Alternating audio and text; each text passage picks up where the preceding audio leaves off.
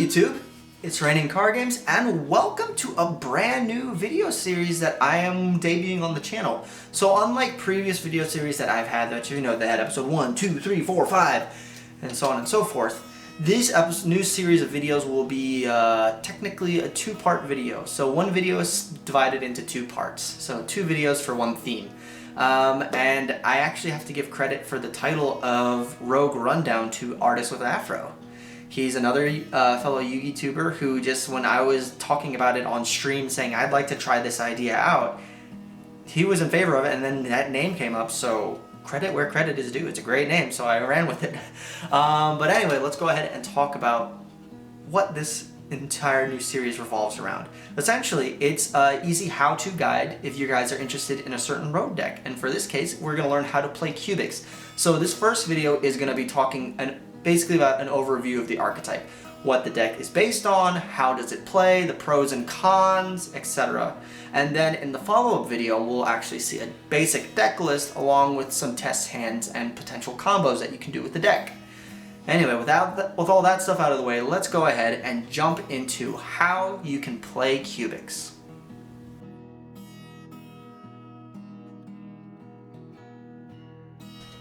So, the cubic archetype debuted in the Dark Side of Dimensions movie, and then in the TCG in the Dark Side of Dimensions movie pack, which first came in as gold rares, but then you had them as ultra rares, and then now more recently you have them as secret rares, and then also they got some more support in the Dual Overload set.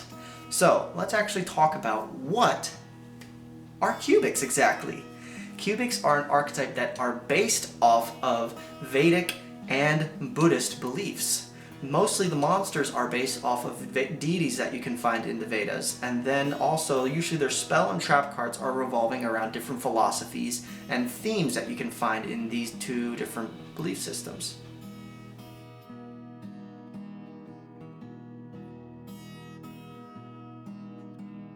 So let's talk about the playstyle. Cubics have two different systems that you can apply when you're dueling against an opponent.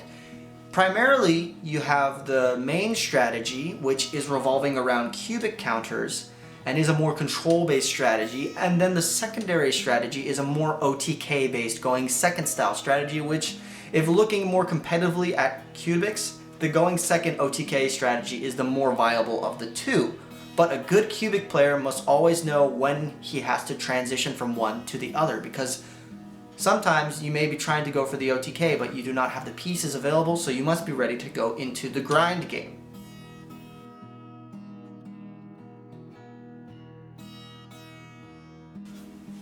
Alright, so let's talk about how the deck functions, and we'll start off with the monsters, which are our playmakers in the deck. Primarily, let's talk about Duza the Cubic Meteor Vessel. This is your main normal summon in the deck. In fact, it's one of the only normal summons that you have. And his effect is basically a Foolish Burial Foolish Burial of the Goods for any cubic card. And primarily there are a few cards that this has great synergy with that you can send to the graveyard to get beneficial effects like a search or special summons. He also has a secondary effect where he gains attack points based on how many monsters are in your graveyard, specifically with different names, but that doesn't come up too often, but it is helpful to know just in case you may come down to a game state where it is beating over your opponent's monster. So that may come in handy in certain instances, but primarily he is your normal summon to Foolish Burial something from your deck to your graveyard. Moving on, another very important monster in the deck, and probably the mainstay of the OTK strategy, is Crimson Nova the Dark Cubic Lord. This card cannot be normal summoned. It can only be special summoned by revealing 3 cubic cards with different names in your hand. And at 3000 attack, he is a very strong boss monster to bring out, and quite easy in the cubic strategy. Now, on the field, he is unaffected by monsters' activated effects whose original attack was 3000 or less, which in most cases can dance around quite a few problematic monsters in the modern game. That being said, he's not completely immune, so you do have to be careful when you're playing up against certain matchups. Now, what makes Crimson Nova the enabler of the OTK strategy is his ability to attack twice if he destroys a monster by battle. So, if he attacks first, destroys a monster, then he is free to attack again, and it does not have to be against another monster. So if the opponent only has one monster on field, and he destroys it, he can attack again for a direct attack, which can then put 3,000 points of direct damage, which can be a lot, but not an OTK. On the end phase, mandatory effect, it only can activate once per turn, so if you have multiples, you can't activate both of those effects at the end phase, but during the end phase of your turn, inflict 3,000 points of burn damage to both you and your opponent. You'll take the damage first, then your opponent, if that ever comes up in terms of tying. But in most cases, that 3,000 points of life point damage will be the difference that will enable you to win that game in a quick and easy OTK.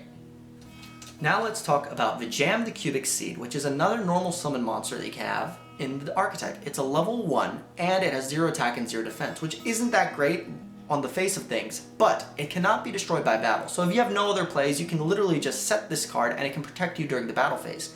Now, when Vijam battles another opponent's monster, it won't be destroyed, but you have the option to then send your Cubic Seed into your spell and trap card zone as a continuous spell card and place 1 cubic counter on the monster that attacked the Vijam the Cubic Seed. Monsters with cubic counters cannot attack, and their effects are negated, so this can come in quite handy in some instances, especially when you're revolving around the cubic counter and control strategy of the archetype. And then this card also has the ability on the following turn to special summon itself back into the main monster zone if you choose. So it is a way to also flood the field and then also distribute cubic counters quite easily, and if worse comes to worse, protect your life points during the battle phase. So let's go ahead and talk about some of the spell cards in the archetype. Cubic Karma is a continuous spell card that when activated you can target one of your cubic monsters and send Vijam the Cubic Seeds from either your hand or your deck to the graveyard. And when you do so, you can increase that cubic monster's attack points by 800 times the number of Vijam that you sent. So for example, if I have Crimson Nova, the Dark Cubic Lord on the field who is at 3,000 attack, I then activate Cubic Karma targeting that Crimson Nova and I send 3 Vijam.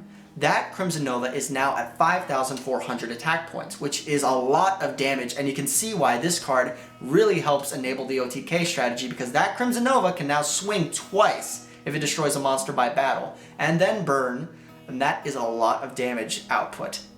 It has another effect that if a Vijam the Cubic Seed is special summoned by the effect of a cubic monster on your opponent's turn, you can send this card to the graveyard and then have your opponent's life points. But that rarely comes up, but it's good to know that if that ever does happen in a duel, you have the potential to really do some damage to your opponent's life points.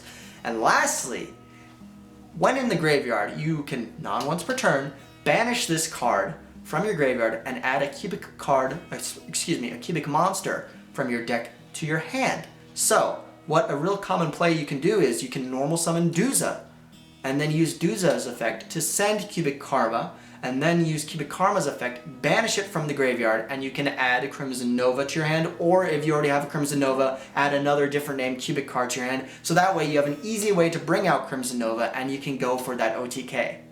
Next, let's talk about Cubic Wave. So this is a normal spell card, and when activated, you can target 1 cubic monster you control, 1 card monster your opponent controls, and then what you do is you have your opponent's monsters attack, and then you double your cubic monster's attack.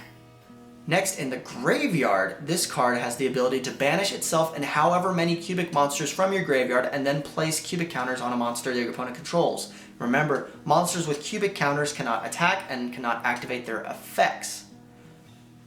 So, Cubic Wave is a real handy tool specifically after you've brought out your Crimson Nova. For example, if I've already summoned my Crimson Nova, he's at 3,000 attack. Let's say I activate Cubic Karma and I use its effect to boost my Crimson Nova up to 5,400 attack points. Then I can activate Cubic Wave, targeting a monster my opponent controls, and then my Crimson Nova. That 5,400 attack points are now doubled to 10,800 attack points. And this monster can attack twice, and then burn for 3,000 on the end phase.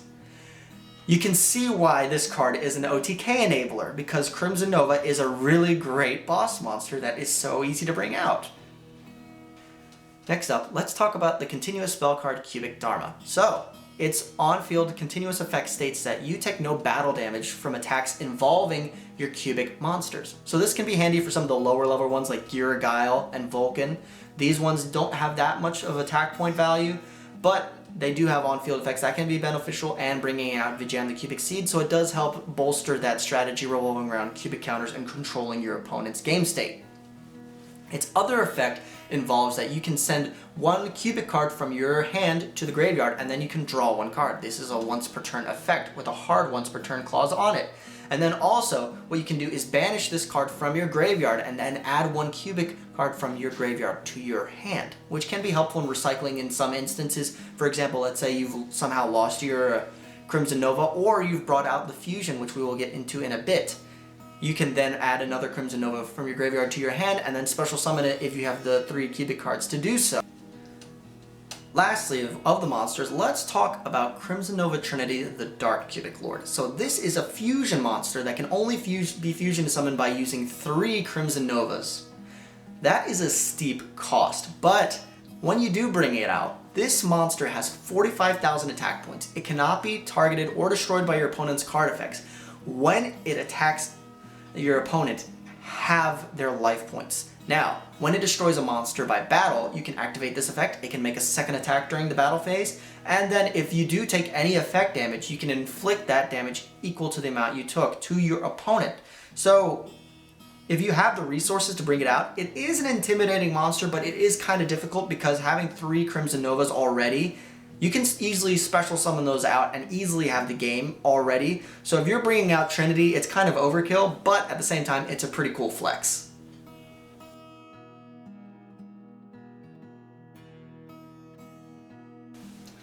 So let's talk about some tech cards that you can incorporate into your cubic strategy. One of the cards that I like to incorporate is Summoner Monk. Summoner Monk is a level 4 monster that when it's normal summoned or flip summoned, it is turned to defense position, and then once per turn, you can discard 1 spell card from your hand to special summon a level 4 monster from the deck. In this case, you're going to be targeting your Duza from your deck to bring him out.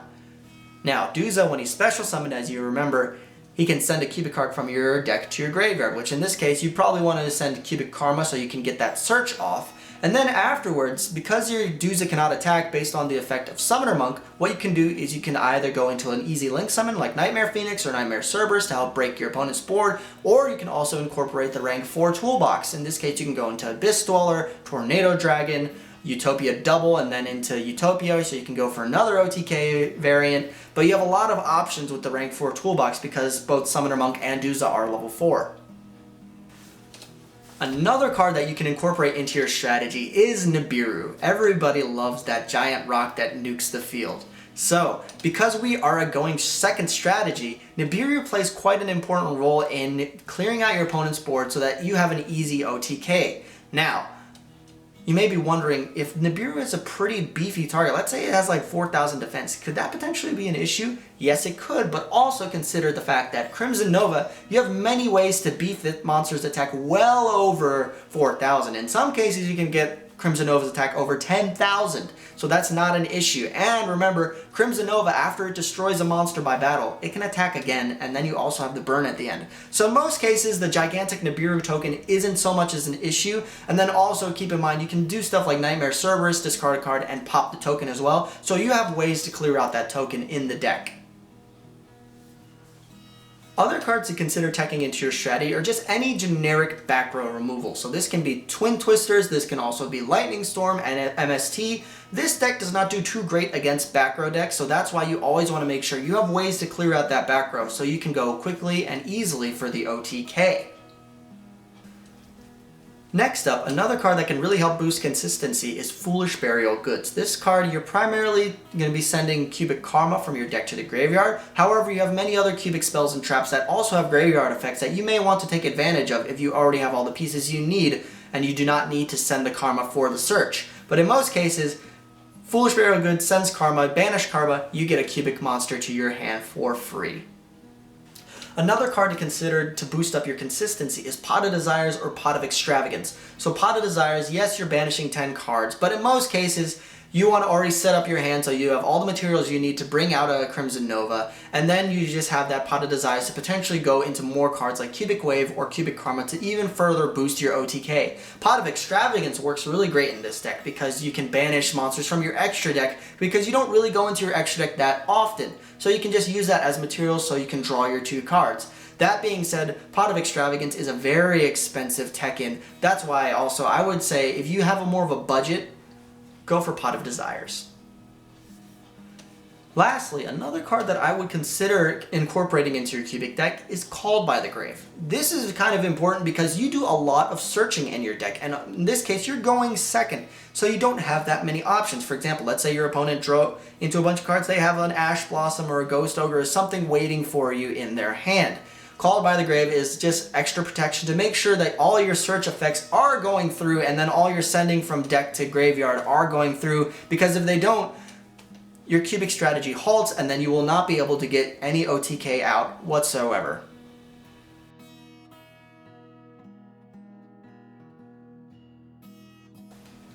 Next up, let's talk about the cubic counter strategy. So, let's say your OTK doesn't pan out. You've banished your Crimson Novas from your deck using Pot of Desires on accident. Now you can't kill your opponent easily, but you have another strategy that your deck can easily function to if you're prepared to do so. Cubic counters are distributed through various means. For example, Vijam the Cubic Seed can distribute them after it's battled an opponent's monster, and then also Cubic Wave can distribute them as well by banishing it from the graveyard along with however many cubic monsters. So monsters that have cubic counters on them cannot attack and their effects are negated. So it is a control strategy.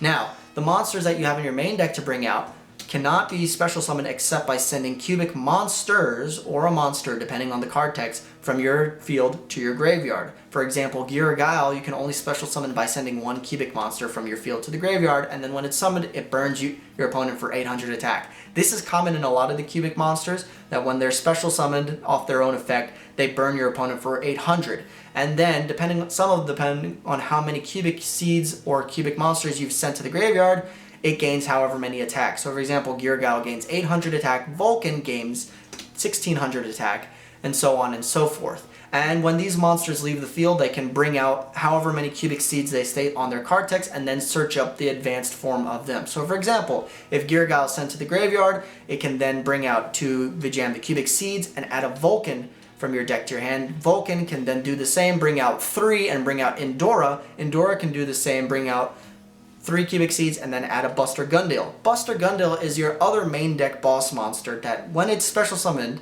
it can attack 3 times. It has 3000 attack, but it does have the cubic monster restriction, and then it can only be special summoned by sending cubic monsters from your field to the graveyard. Now you have ways to cheat out some of your cubic monsters through unification of the cubic lords, however they will not gain their attack bonus and their special summon clause because it was not brought out properly, but it's just a way to flood the field.